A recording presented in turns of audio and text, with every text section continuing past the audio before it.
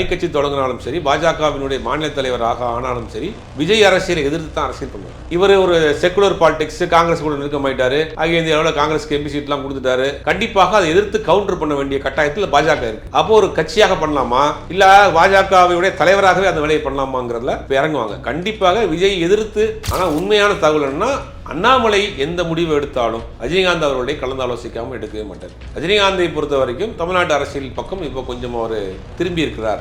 அண்ணாமலை தான் ரஜினிகாந்த் கட்சியினுடைய முதலமைச்சர் வேட்பாளர். ஒருவேளை அண்ணாமலை கட்சி ஆரம்பிச்சார்னா ரஜினிகாந்தினுடைய முழு அறிவுரையோடு தான். ஏன்னா இப்போ அவருடைய பெருநாள் ஒட்டி நிறைய போஸ்டர்ஸ் எல்லா இடத்துலையுமே பார்த்துருக்கோம். வா தலைவா தலைமை தாங்கன்னு சொல்லி ஒரு பக்கம் ரஜினி அவர்கள் இருந்தாலும் இன்னொரு பக்கம் அஜித் அவர்கள். விஜயினுடைய இந்த அரசியல் வருகை 2 வருஷத்தில் ஆட்சியை பிடித்தது, பணம் கொடுக்காம பிடித்தது, ஒரு பெரிய கட்டமைப்பு இல்லாமல் ஆட்சியில் கைப்பற்றியதுங்கிறது பலருக்கும் ஒரு நம்பிக்கையை கொடுத்துருக்கு.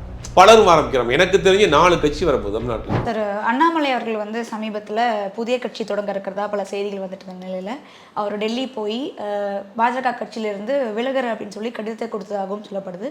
இதை தொடர்ந்து அமித்ஷா அவர்களையும் சந்தித்து அமித்ஷா அவர்கள் ஒரு பேச்சுவார்த்தை நடத்தி அவரை மீண்டும் வாபஸ் வாங்கலாம் ஒரு எண்ணம் இருந்ததாகவும் சொல்லப்படுது.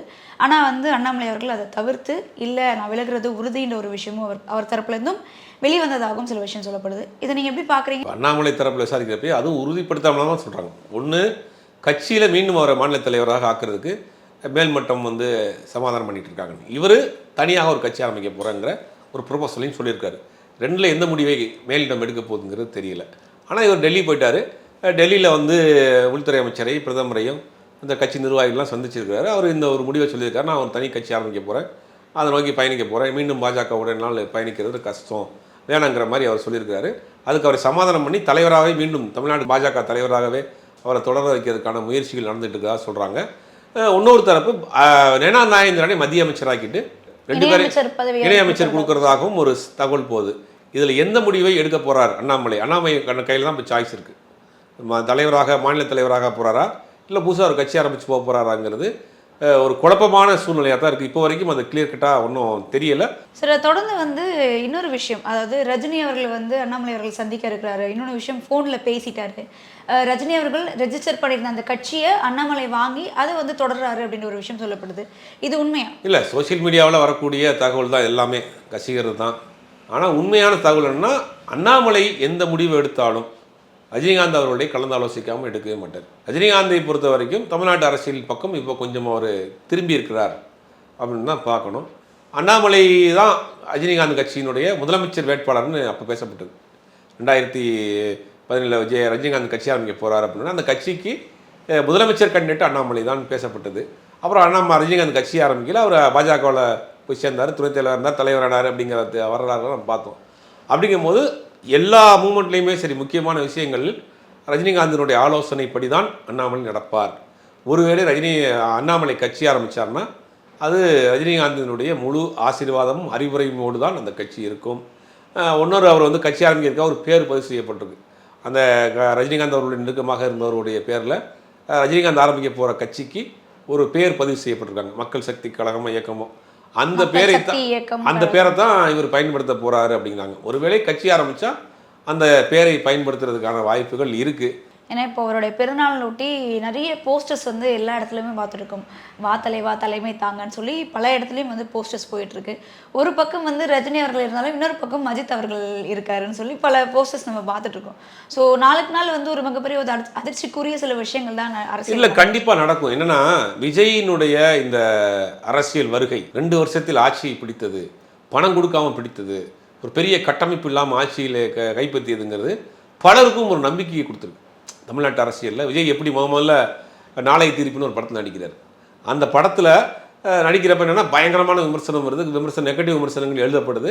ஆனால் அடுத்த படமாக செந்தூரபாண்டி நடிக்கிறார். அதுக்கு பிறகு சில படங்கள் நடித்து இன்றைக்கி ஒரு பெரிய ஹீரோவை போயிட்டார்.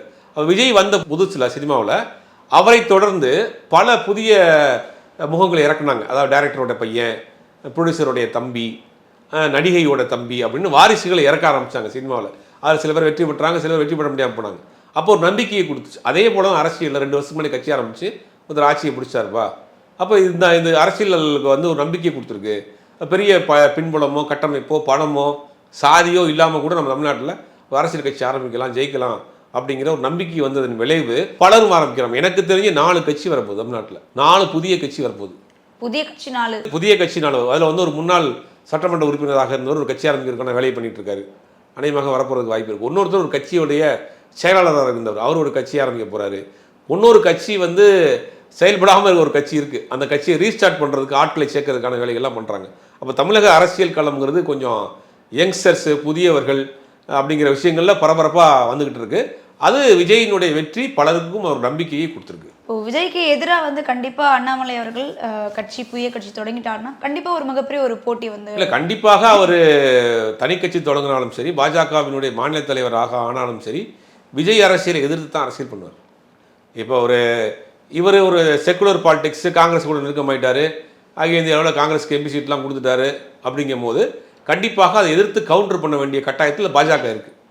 அப்போது ஒரு கட்சியாக பண்ணலாமா, இல்லை பாஜகவுடைய தலைவராகவே அந்த வேலையை பண்ணலாமாங்கிறதுல இப்போ இறங்குவாங்க. கண்டிப்பாக விஜய் எதிர்த்து அரசியல் செய்யக்கூடிய ஒரு அரசியல்வாதியாக தான் இருப்பார். சரி, அதாவது வந்து அமித்ஷா அவர்களை சந்தித்து தமிழக பாஜகவில் நடக்கும் சில விஷயங்களை அமித்ஷா அவர்கள்ட்ட எக்ஸ்போஸ் பண்ணியிருக்கிறதாகவும் சில விஷயம் சொல்லப்படுது. அப்படி இருக்கும்போது மீண்டும் பாஜகவுடைய தலைவராக வந்து அண்ணாமலை அவர்கள் இருப்பாரான்ற ஒரு கேள்வி. இல்லை, அண்ணாமலை பாஜக தலைவராக திருப்பி வந்தார்னா சில கண்டிஷன்ஸோடு வருவார். சில நிர்வாகிகள் நானே நீக்க முடியும், நானே சேர்த்துக்கிற முடியுங்கிற ஒரு தனிப்பட்ட அதிகாரத்தை எனக்கு கொடுங்கன்ற மாதிரி வாங்கிட்டு வர்றதுக்கு வாய்ப்பு இருக்குது. இப்போ அப்படின்னு சொல்கிறாங்க. ஒரு சில கண்டிஷன்ஸ்லாம் வச்சுருக்கிறாரு, அதெல்லாம் வந்து ஒத்துக்கிட்டாங்க. சில நிர்வாகிகள் நீக்கிறது, சில நிர்வாகிகளை சேர்க்கறது, சில முடிவுகளை எடுக்கிறதுக்கு அவருக்கான ஒரு ஸ்பெஷல் பெர்மிஷன்ஸ்லாம் கொடுத்துருக்காங்க. அதெல்லாம் வாங்கிட்டு தான் தலைவராக வர போகிறாருங்கிற ஒரு செய்தியும் சொல்கிறாங்க.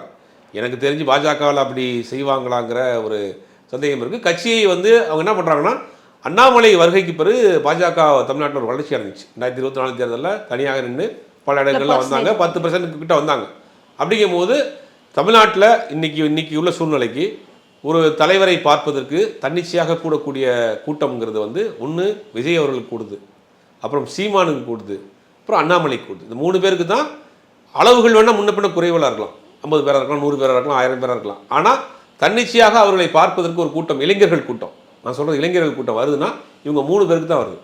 அப்போ அண்ணாமலையினுடைய அந்த அதிரடி ஸ்பீச்சு, அதிரடியான செயல்பாடுகள் அப்படிங்கும்போது எதிர்க்கட்சி ஆளுங்கட்சிக்கு எதிரான விஷயங்கள்லாம் பார்க்குறப்ப அங்கே ஒரு கூட்டம் அவருக்கு உருவாச்சு. அண்ணாமலை 2026 சைலண்ட் பண்ணப்பட்டது பிறகு அந்த கூட்டம் அப்படியே ஷிஃப்ட் ஆகி தாவேக்காக்கு போயிடுச்சு. இப்போ அதை என்ன பண்ணுறாங்கன்னா மீட் எடுக்கணும்னு பார்க்குறாங்க. அப்போ அதை வந்து எதிர்த்து ஒரு அரசியல் பண்ணால் தான் அந்த அந்த அந்த வாக்களை மீண்டும் திருப்பி பெற முடியும். அப்படிங்கும்போது அவர் எந்த சேரில் உட்கார்ந்தாலும் சரி, ஒரு கட்சியினுடைய தலைவராக இருந்தாலும் சரி, மாநில தலைவராக இருந்தாலும் சரி, விஜய் எதிர்ப்புங்கிறதே ரொம்ப ஸ்ட்ராங்காக பண்ணுவார். இப்போ அந்த கூட்டம் வந்து மீண்டும் அண்ணாமலைக்கு வரணும் அப்படின்னா கண்டிப்பாக வந்து ஒரு தனி கட்சி தொடங்கினா தானே சார் ஒரு ஹைப் அவருக்கு கிரியேட் ஆகும், அந்த சப்போர்ட்டும் அவருக்கு கிடைக்கிறதுக்கான வாய்ப்புகள் இருக்கும். ஏறக்குறைய அப்படி தான் நடக்கும். தனி கட்சி ஆரம்பித்தா தான் இன்றைக்கி பாஜகவில் போன முறை இந்த 2026 சட்டமன்ற தேர்தலில் அண்ணாமலை ஆதரவாளர் ஒருத்தர் கூட சீட் கொடுக்கல, அப்படி முற்றிலுமாக ஒதுக்கப்பட்டாங்க. அண்ணாமலை 5 தொகுதிக்கு பொறுப்பாளர் போட்டாங்க, அவர் வாபஸ் வாங்கிட்டார், பெருசாக அவர் பிரச்சாரமும் பண்ணல. அப்படிங்கும் போது அவங்க அதுக்கு பிறகு தான் சோர்வாகி தான் பல பேர் அந்த பக்கம் போனாங்க. அப்போ திருப்பி அதே உள்ளுக்குள்ளே வந்து வச்சு அதை ரீபூட் ஆகுமாங்கிறது கஷ்டம். ஒருவேளை அண்ணாமலைக்கு தனிப்பட்ட ஏதாவது அதிகாரங்களை கொடுத்து உள்ளே வச்சாங்கன்னா அவங்கள வெளியில் போனவங்கள உள்ளே சேர்க்கக்கூடிய வேலையை செய்வாங்க. ஸோ இதுக்கு அடுத்து வந்து ஒரு யங்ஸ்டர்ஸ் ஆன ஒரு அரசியல், ஆமாம், அரசியல் களம் மாறிடுச்சு, தளம் மாறிடுச்சு, புதிய தலைவர்கள் வந்துட்டு இருக்கிறாங்க. இனி நம்ம நினைக்கிற மாதிரியான ஒரு மேடையை போட்டு ஒரு அடுக்குமொழி வசனத்தில் பழைய வரலாறுகளை பேசிட்டு போய் ஓட்டு வாங்கிட முடியாது. இன்றைக்கி அரசியல் பேசக்கூடிய தளம் மாறி சோஷியல் மீடியான்ற விஷயம் வந்துருச்சு. ஒரு 18 to 40 வயதுக்குள்ள இளைஞர்கள் பெரும்பாலானவர்கள் ஓட்டு போடக்கூடியவராக வந்துட்டாங்க. அடுத்த 5 வருஷத்தில் பார்க்குறப்ப ஒரு 13, 14 வயசு பசங்க அவர் ஓட்டு போடக்கூடிய தகுதியுடையவர்களாக மாறிடுவாங்க. அப்படிங்கும்போது ஒட்டுமொத்தமாக வரக்கூடிய காலங்கள் இளைஞர்கள் கையில் அரசியல், ஒரு புதியவர்கள் கையில் அரசியல், ஒரு புதிய அரசியல்ங்கிறத தமிழ்நாட்டில் நோக்கி போயிட்டு இருக்கு. உண்மையில் அது ஆரோக்கியமான விஷயம் தான். சாதி மதங்களை உடைத்திருக்கிறாங்க, பணம் கொடுக்குற அரசியலை உடைத்திருக்கிறாங்க, பாரம்பரிய கட்சிகளை உடைத்திருக்கிறாங்க, பாரம்பரிய கட்சியினுடைய தலைவர்களை உடைத்திருக்கிறாங்க. அப்படிங்கும்போது ஒரு புதிய முயற்சி, புதிய விஷயம், புதிய வேலையை தமிழ்நாட்டு மக்கள் செஞ்சுருக்கிறாங்க. வரக்கூடிய காலங்கள் இந்த மாதிரி தான் இருக்காது சார். அதாவது வந்து இப்போது சோஷியல் மீடியாவில் தான் நிறைய விஷயங்கள் வந்து பரவிட்டு இருக்கு இல்லையா? அதில் ஒன்று வந்து ரஜினி அவர்களும் அண்ணாமலை அவர்களும் ஒரு கொடியை வந்து பிடிச்சிட்டு இருக்க மாதிரி, அதாவது தாவிகா திமுக கலந்த ஒரு கொடி, நடுவில் வந்து சூரியன் இருக்குது, அதே மாதிரி ரஜினிகாந்த் அவருடைய அந்த ஒரு தலைப்பகுதி வந்து இருக்கிற மாதிரியும் ஒரு கொடி வந்து பரவிட்டு இருக்கு. இது நீங்கள் எப்படி சொல்லி பார்க்குறீங்க? இல்லை, கிரியேட்டிவிட்டிக்கு அளவே இல்லையா? சோஷியல் மீடியாவில் ஃபோட்டோஷாப் கையில் இருக்குது, இந்த கேன்வாஸ்னு ஒரு ஆப் கையில் இருக்குது, அவங்க வாட்டுக்கு அவங்க கற்பனையை அடிச்சுட்ருக்காங்க. அது தாவேக்கா குடி மாதிரியே இருக்குது.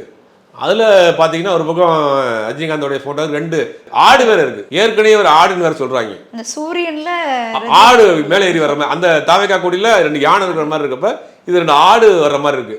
எனக்கு தெரிஞ்சு யாரோ ஒரு சும்மா அது கலாய்க்கிறதுக்காக போட்டிருப்பாங்கன்னு நினைக்கிறேன். அது 100% ஃபேக்கான ஒரு விஷயம் தான் அது. இவ்வளோ நேரம் வந்து நிறைய விஷயங்களை பார்த்தமைக்கு நன்றி சார்.